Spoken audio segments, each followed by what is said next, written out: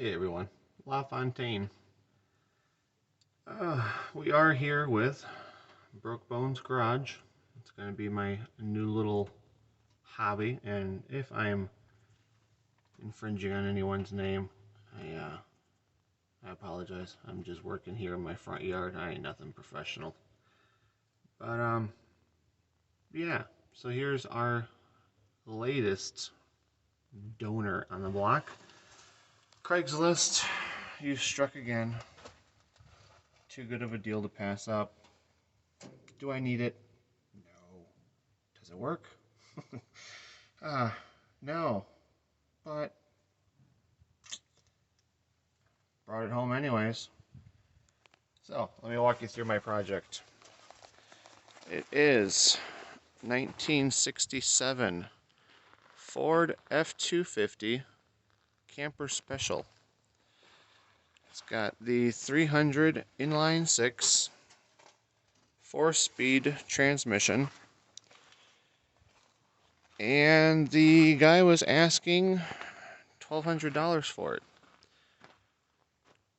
Just has a little screw there on the corner of the bed where at one point that tire blew up. But it needs a little bit of work, a little bit of love, and hopefully I will document it as I've gone along. I have done a few things to it so far, so I will play catch up with you. The engine was completely seized up. Has not been on the road since 1993. So the story I got when I bought it is it runs and drives and it's only been sitting for 4 months. Yeah. So Ford 300 inline 6 was completely seized up. Took the spark plugs out, put some Marvel Mystery and ATF in the cylinders and let them sit for a little bit. About 5 days later I came back, put a breaker bar on the crankshaft bolt, just gave that a little wiggle back and forth, let it loosen up on its own. I don't force it. You gotta have some patience when you're working on old iron. But Rock Auto and Google have been my best friends. The truck does have power brakes.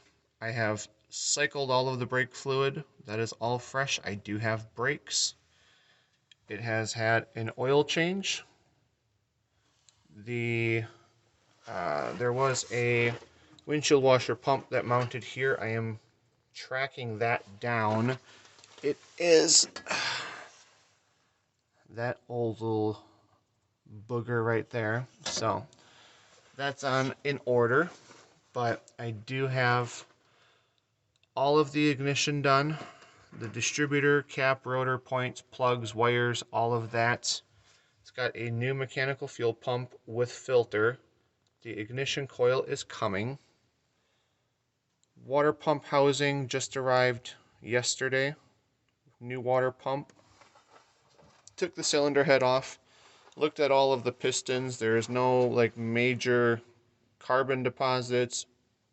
And I rolled the motor after it did break loose and looked at each individual cylinder sleeve. And it does still have its cross hatching. For being a 1967, it's in really good shape. The odometer inside says 72,000 miles. So if there's still cross hatching and they are factory pistons, they are not bored over or 10th up. I want to say this is all original, 72,000 miles. So I have I got a valve cover coming, cylinder head gasket coming, side cover, the access gasket, that's the one that leaks like a sieve. Timing cover gaskets coming. Oil pan, front and rear main seal do not leak, so I'm going to just leave that alone for now. I just want to see if I can get it to run. But it's got a new starter. I got that installed yesterday. Someone's put dual balanced exhaust system on this. For a little 300, Now that's someone had some time and hobby into it, but that exhaust manifold does not come out unless you take the engine out. You cannot get the starter in or out because this has no room to go anywhere. It's like that's it. That's all the movement it has. So to change the starter, you got to take the engine out. Take the exhaust manifold out, you got to take the engine out. So whenever that thing decides to die in traffic, I'm completely screwed. So I'm going to have to get in really good with a tow company. But I've got the radiator taken out. That is in beautiful shape. Nothing in it. Water neck housing just arrived yesterday. I got to put that on. Ordered out new motor mounts. They are just petrified from being an Arizona and California truck all of its life. Heater hoses, fuel hoses, EGR, and all of that. Just like the PVC, PCV breather port to the oil bath air filter. All those hoses need to be replaced. I had the original starter out and I had it tested. As soon as I gave it power, it just started smoking.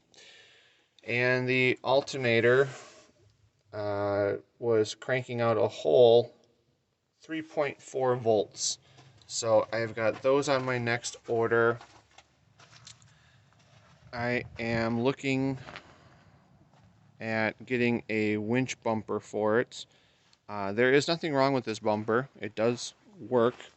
I am just missing a bolt in that bumperette to hold it upright, and then I could eventually just get the replacement rubber. But the winch bumper is only like $200, and with an F-250 that weighs almost 7,300 pounds, I could do an awful lot with a winch. But someone has taken it down to 16s.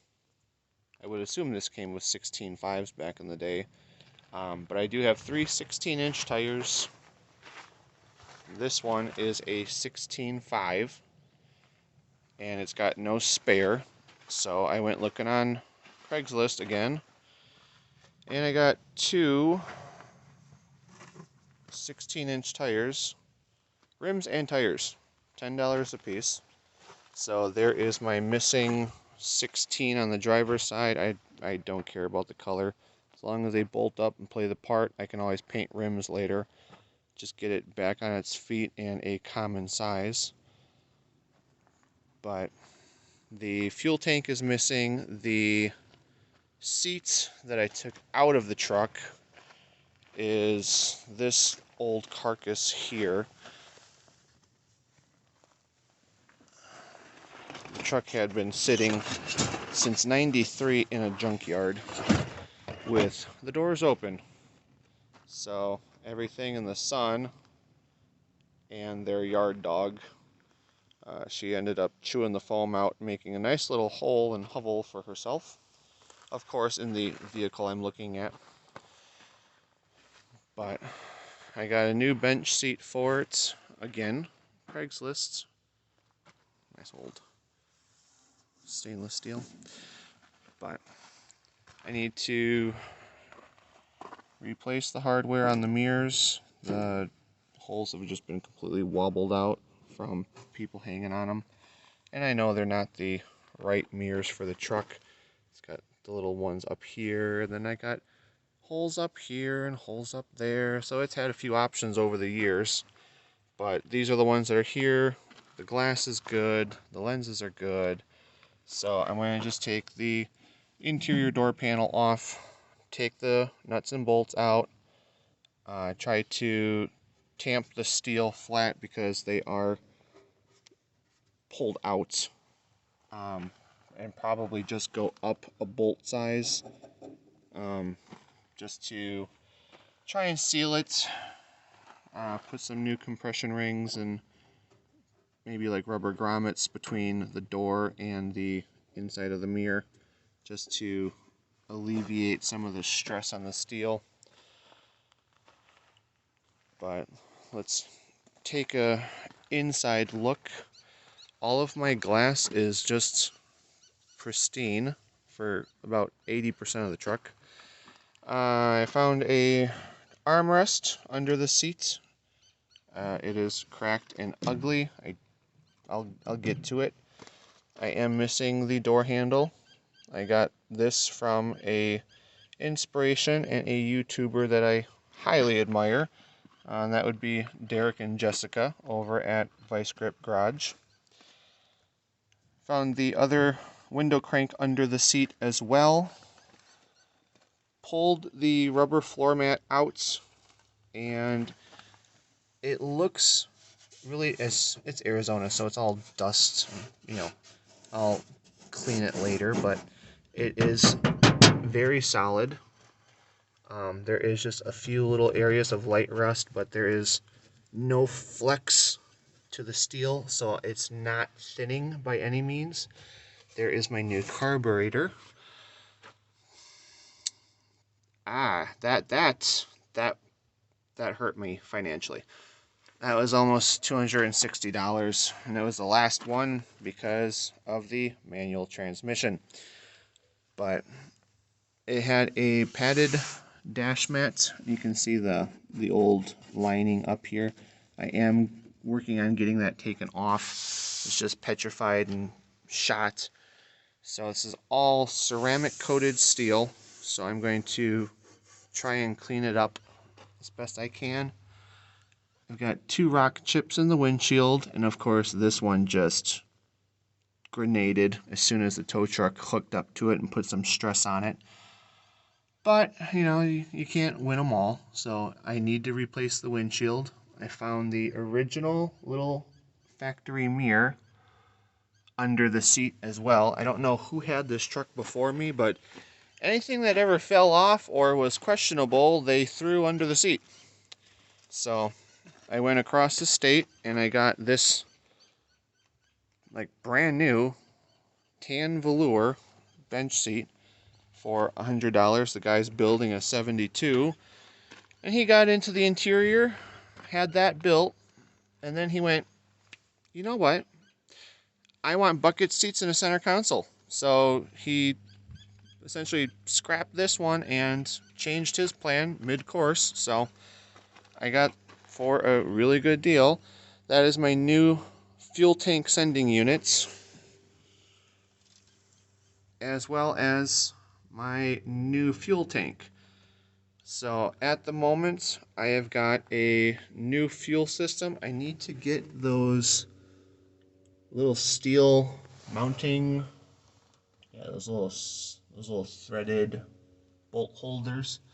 The tank's got 3, and I've got 1 with no bolts.